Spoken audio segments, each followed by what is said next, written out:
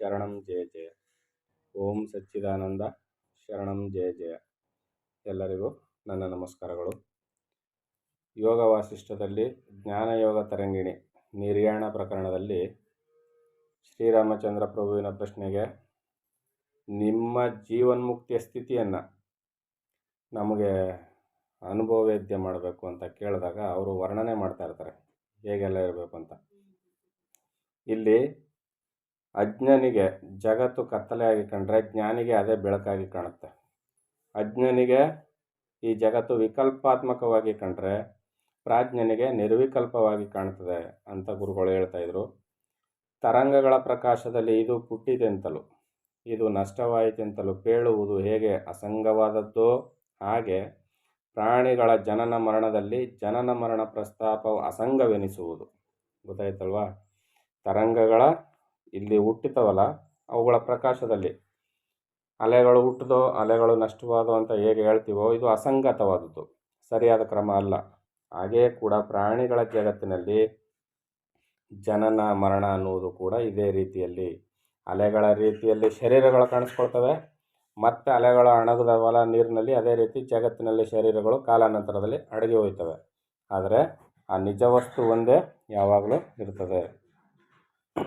ಬ್ರಹ್ಮ ವ್ಯತಿರಿಕ್ತವಾದ ದೇಹವೇ ಇಲ್ಲದಿರುವುದರಿಂದ ಜನನ ಮರಣ ವಾರ್ತೆಯು ಸಂಗತವೆನಿಸುವುದು ಅಸಂಗತವೆನಿಸಲಾಗದು.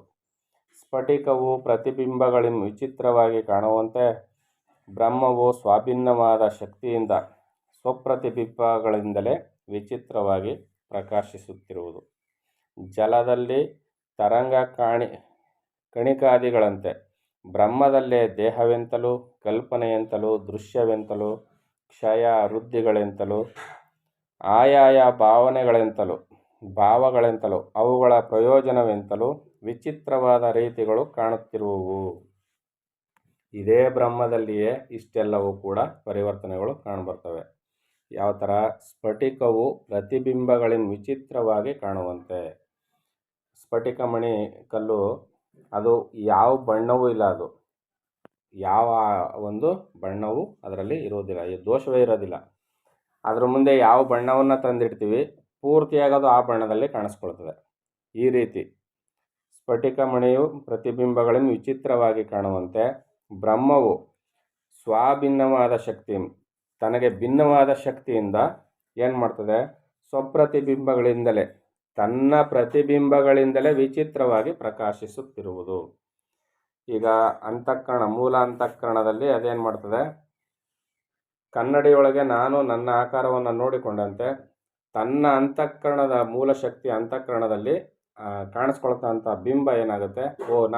ನಾನೇ ಬೇರೆಯವನು ಅನ್ನೋ ರೀತಿಯಲ್ಲಿ ಕಲ್ಪನೆಯನ್ನು ಮಾಡ್ಕೊಳುತ್ತೆ.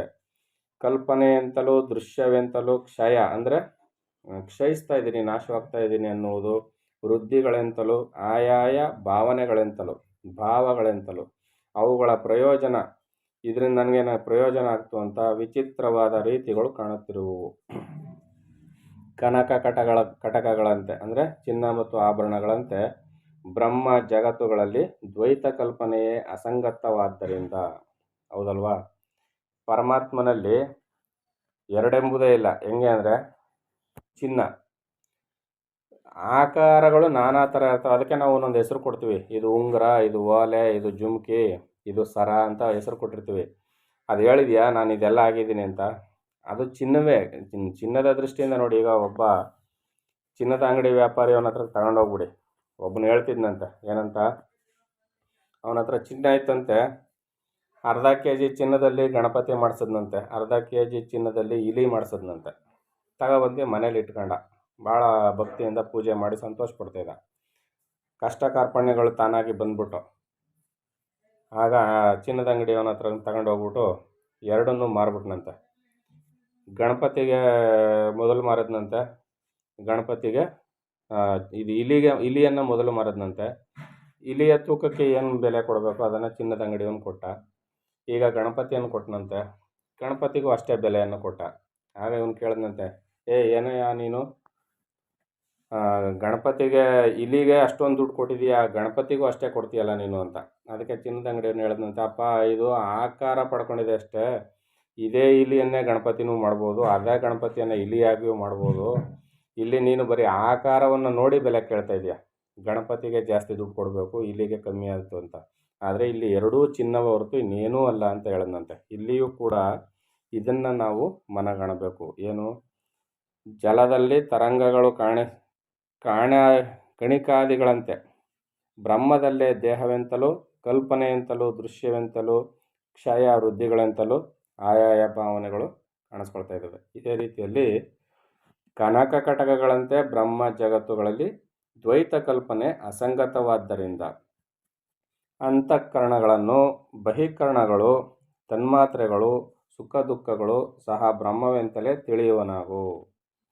ಇಲ್ಲಿ ಅಂತಃಕರಣ ಅಂದ್ರೇನು, ಮನ ಬುದ್ಧಿ ಚಿತ್ತ ಅಹಂಕಾರ ಇವುಗಳು ಉದಿಸಿದ್ದೆಲ್ಲಿಂದ?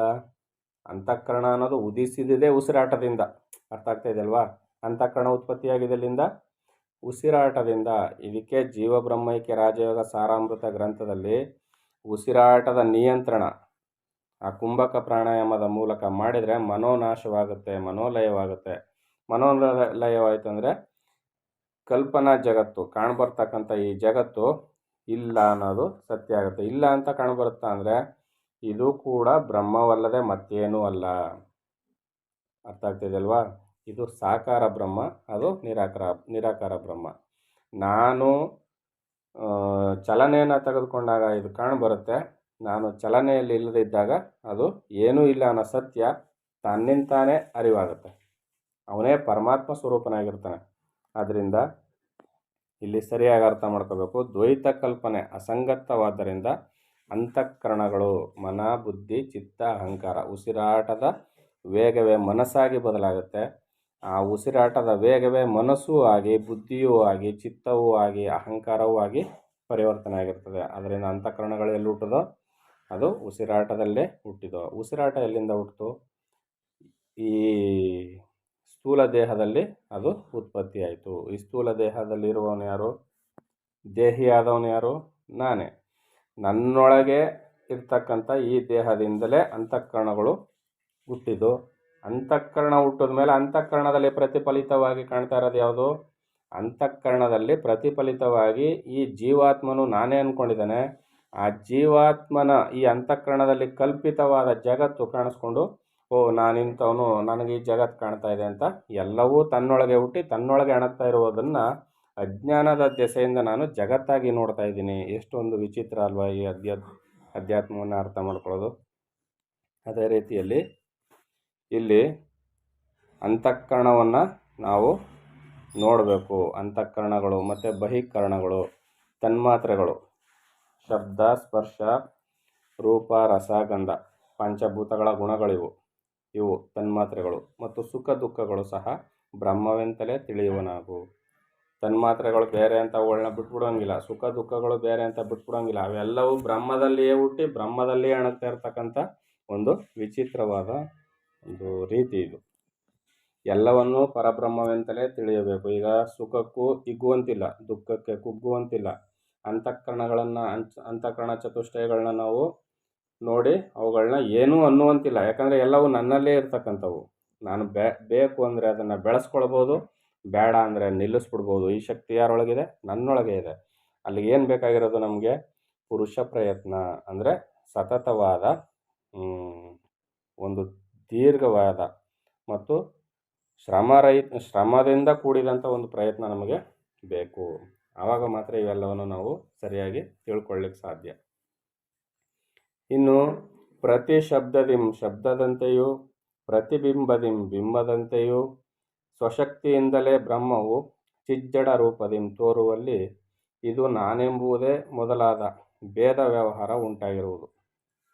ಬ್ರಹ್ಮವು ಚಿತ್ತು ಮತ್ತು ಜಡ ರೂಪದಿಂದ ಕಾಣಿಸ್ಕೊಳ್ತಾ ಇದೆ. ಅದು ಸ್ವಶಕ್ತಿಯಿಂದಲೇ ಕಾಣಿಸ್ಕೊಳ್ತಾ ಇರೋದು. ಬರೀ ಶಬ್ದದಂತೆಯೂ ಪ್ರತಿಬಿಂಬದಿಂದ ಬಿಂಬದಂತೆಯೂ ಸ್ವಶಕ್ತಿಯಿಂದಲೇ ಕಾಣಿಸ್ಕೊಳ್ತಾ ಇದೆ ಇದು. ಹೌದಲ್ವಾ? ನಾನು ಕನ್ನಡಿ ಮುಂದೆ ನಿಂತರೆ ತಾನೇ ನನ್ನ ರೂಪ ಕಾಣಿಸ್ಕೊಳ್ಳೋದು. ಅದರಿಂದ ಅದೇ ರೀತಿಯಲ್ಲಿ ಈ ಜಗತ್ತು ಕೂಡ ಪರಮಾತ್ಮನು ಅಂತಃಕರಣದಲ್ಲಿ ಪ್ರತಿಫಲಿತವಾಗಿ ಕಾಣಿಸ್ತಾ ಇದ್ದಾನೆ. ಸ್ವಪ್ನದಲ್ಲಿ ಹೇಗೆ ಆತ್ಮನು ವಿಚಿತ್ರವಾದ ರೂಪಗಳನ್ನು ಕಲ್ಪಿಸಿಕೊಂಡು ನೋಡಿಲಿ, ಸ್ವಪ್ನದಲ್ಲಿ ನಾವು ಕನಸು ಕಾಣ್ತೀವಲ್ಲ, ಅಲ್ಲಿ ಆತ್ಮನು ವಿಚಿತ್ರವಾದ ರೂಪಗಳಂ ತಾಳಿ ವಿಚಿತ್ರವಾದ ರೂಪಗಳಂ ಕಲ್ಪಿಸಿಕೊಂಡು ತನ್ನಲ್ಲಿ ತಾನೇ ಆಡುತ್ತಿರುವನೋ ಹಾಗೆ ಜಾಗೃತನಲ್ಲೂ ಆಡುತ್ತಿರುವನು. ನಾವು ಮಲ್ಕೊಂಡ ತಕ್ಷಣ ಕನಸು ಕಾಣೋದಕ್ಕೆ ಶುರು ಮಾಡ್ತೀವಿ.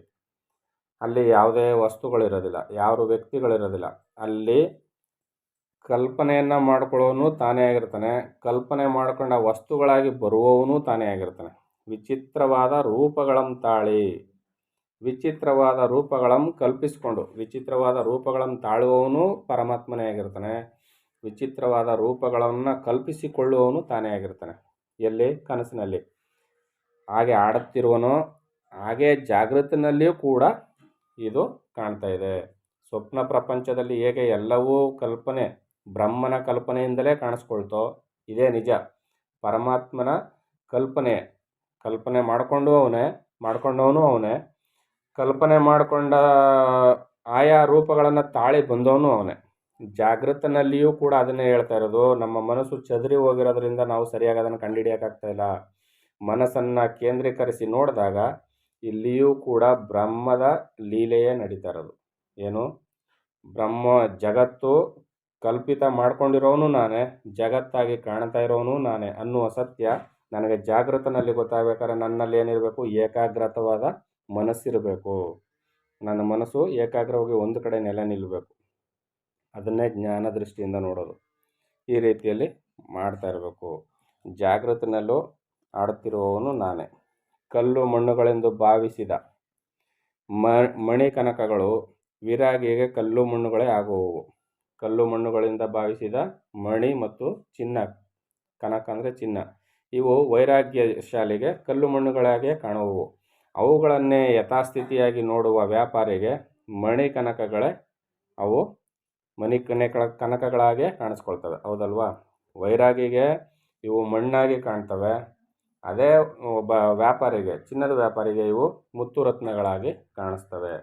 ಅದೇ ರೀತಿಯಲ್ಲಿ ಅಜ್ಞಾನಿಗೆ ಜಗತ್ತು ಮತ್ತು ಪರಮಾತ್ಮ ಬೇರೆ ಬೇರೆಯಾಗಿ ಕಾಣಬರ್ತಾರೆ.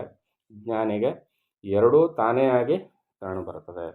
ಇದು ಜ್ಞಾನಕ್ಕೂ ಮತ್ತು ಅಜ್ಞಾನಕ್ಕೂ ಇರತಕ್ಕಂಥ ವ್ಯತ್ಯಾಸ. ಈಗ ಇದೇ ವಿಚಾರವನ್ನು ಗುರುಗಳು ಮುಂದುವರಿಸ್ತಾರೆ. ಅದನ್ನು ಮುಂದಿನ ಆಡಿಯೋದಲ್ಲಿ ತಿಳಿಸ್ಕೊಡ್ತೀನಿ. ಎಲ್ಲರಿಗೂ ಒಳ್ಳೆಯದಾಗಲಿ. ಓಂ ಸದ್ಗುರುನಾಥ ಶರಣಂ ಜಯ ಜಯ. ಓಂ ಸಚ್ಚಿದಾನಂದ ಶರಣಂ ಜಯ ಜಯ. ಹರಿ ಓಂ ತತ್ಸತ್. ಹರಿ ಓಂ ತತ್ಸತ್. ಹರಿ ಓಂ ತತ್ಸತ್.